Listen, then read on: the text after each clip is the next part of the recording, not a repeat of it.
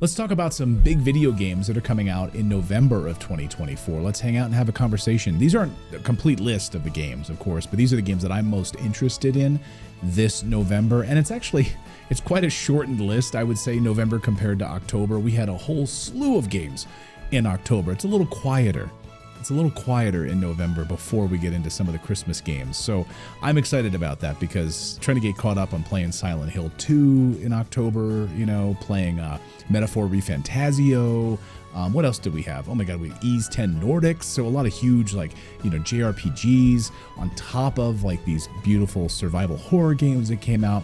So it's going to be a little quieter in November. Let's start off with a survival horror game that's sort of an extension of what we saw in October, but this has a very Silent Hill feeling to it, and there's a reason that this game called Slitter has a feeling of Silent Hill to it because, well, it actually comes from the creator of the original Silent Hill. And this is really an interesting survival horror sort of stealth video game with a sort of a modern aesthetic. And I just have to say, the reviews are really interesting on this so far.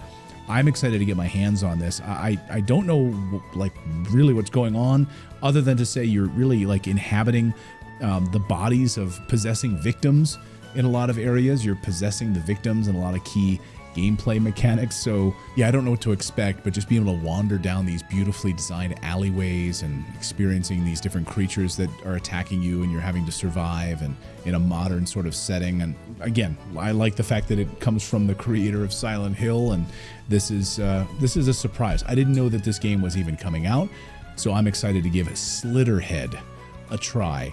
All right, the big Nintendo release this November, we got a big Nintendo release, and that is Mario and Luigi Brothership. And I just want to take a moment here to step back on what Nintendo has been able to do here. The Nintendo Switch is now 7 years old, and the map, I can only imagine what it must have been like in a conference room where they had a calendar laid out, their roadmap for the longevity of the Switch.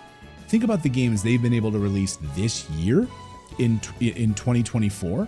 Think about the big games. We have Princess Peach, Mario Wonder, we've had another Code. You had big games at the beginning of the year like Fire Emblem. What else have we had this year? Donkey Kong and Mario. I'm sure I'm missing some big Nintendo releases. Oh, Legend of Zelda Echoes of Wisdom.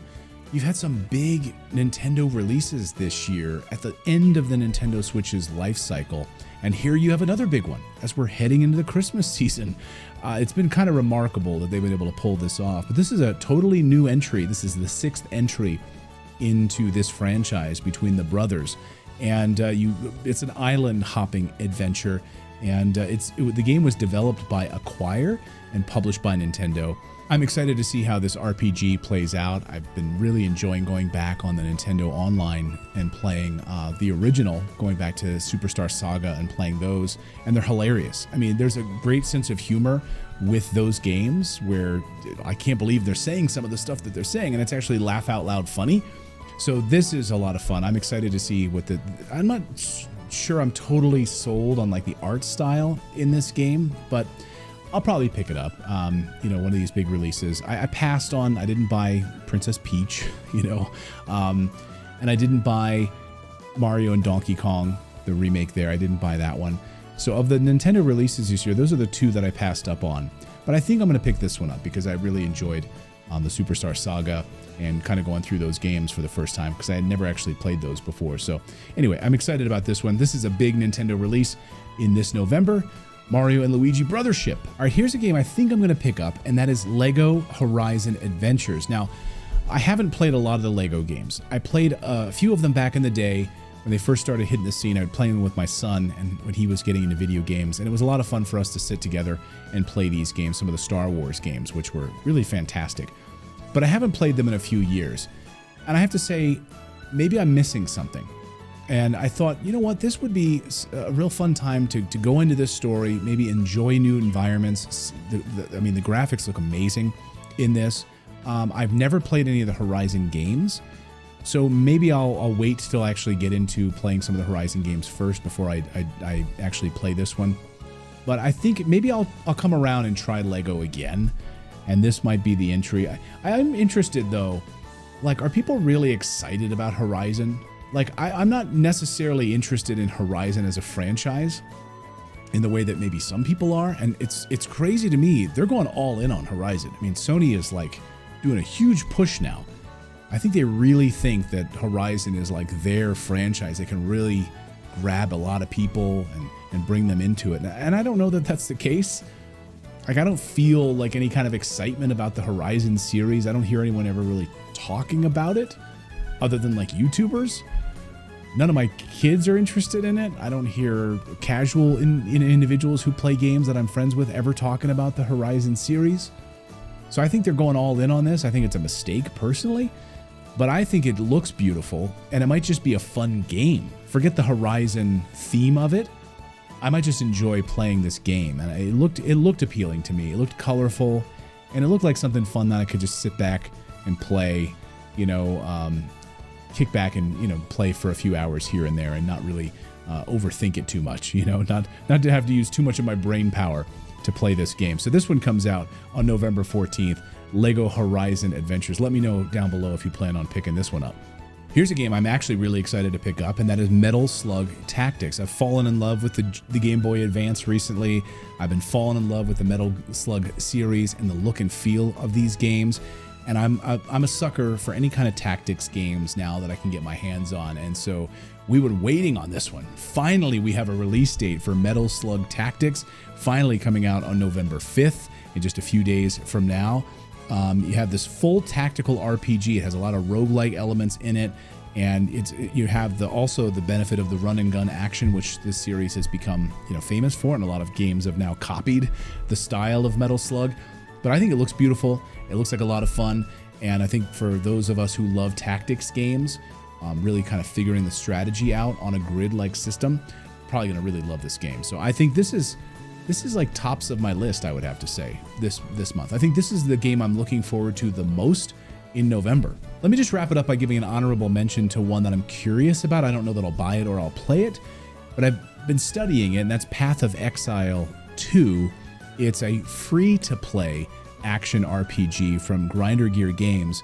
It has co-op, so up to 6 players can get involved, and I have to say it looks gorgeous. It looks gritty and dark and interesting.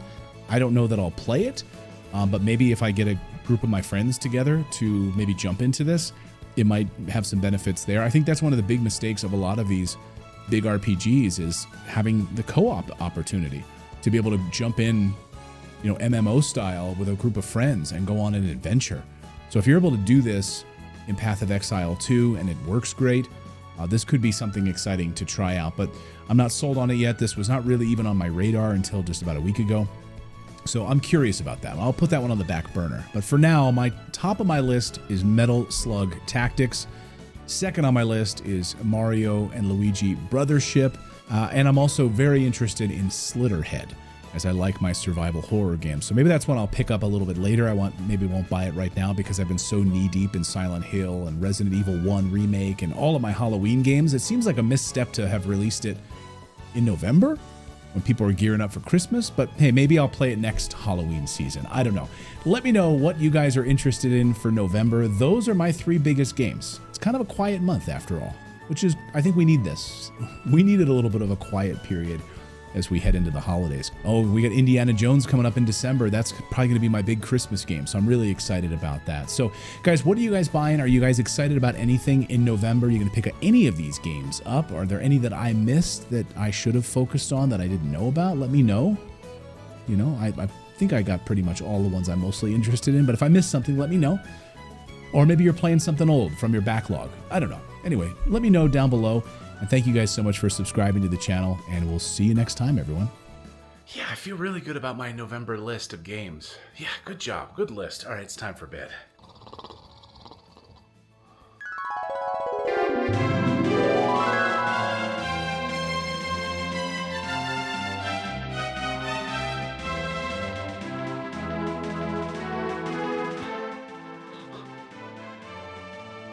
I don't know what the heck I was thinking. I went to bed and woke up and literally thought, oh my God, I missed the biggest game that I'm excited for the month of November.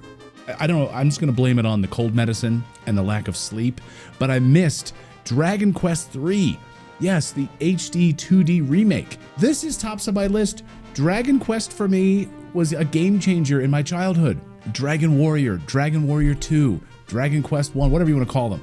Changed my life. I can't believe I missed this on my list. So, oh my gosh.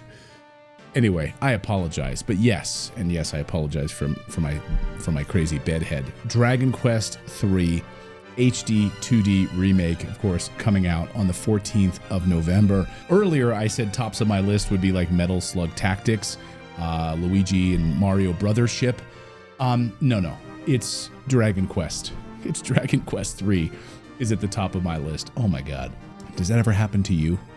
Totally miss the most obvious thing in the world. I can't wait for this game. It looks absolutely gorgeous. I just don't know why they start with 3. I mean, just can we get all of these remade this way? Take me back to this look. Give me Dragon Quest 1. Give me Dragon Quest 2. Those awful mobile ports that they released a few years ago that just look awful.